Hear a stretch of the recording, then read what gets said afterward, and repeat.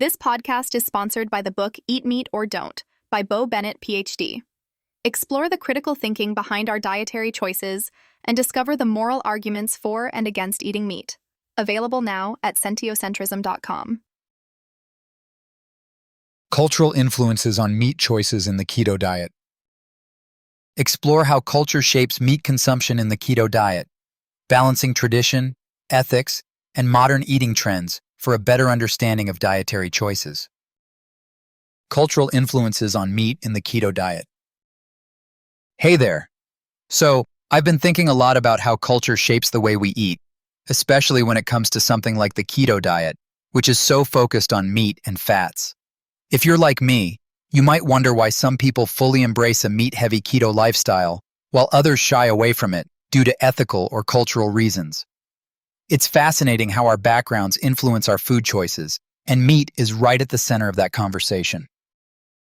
Now, keto is this low-carb, high-fat diet that relies a lot on protein, often from meat sources.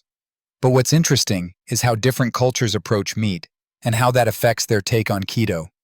For example, in many Western countries, meat is often seen as the star of meals. Steaks, burgers, bacon, all celebrated for their flavor and nutrition. But in other places, meat might be more of a luxury or a ceremonial item, eaten sparingly, with plant-based ingredients taking a front seat.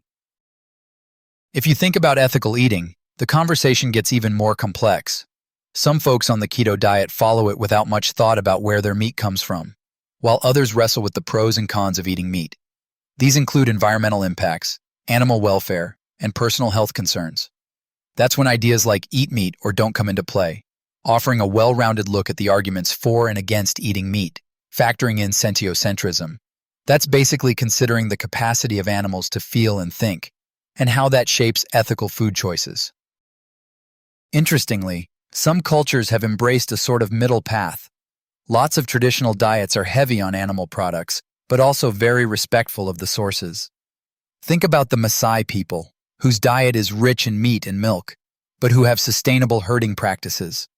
Or how certain indigenous peoples have historically practiced ethical hunting, honoring the animals they rely on. These cultural perspectives contrast with modern industrial farming, which raises questions about clean meat or lab-grown alternatives, another fascinating piece in the ethical eating puzzle. And let's not forget plant-based diets. While keto is often meat-heavy, there are plant-focused keto adaptations that appeal to folks coming from cultures with vegetarian or vegan traditions, like many parts of India. This blend shows how culture not only determines what we eat, but how we adapt diets like keto to align with our beliefs and values. So when you hear people talking about keto, remember that meat isn't just a nutrient source. It's wrapped up in history, ethics, and personal values. Whether someone chooses to eat meat or not on keto can often be traced back to these deeper cultural influences, not just the diet rules.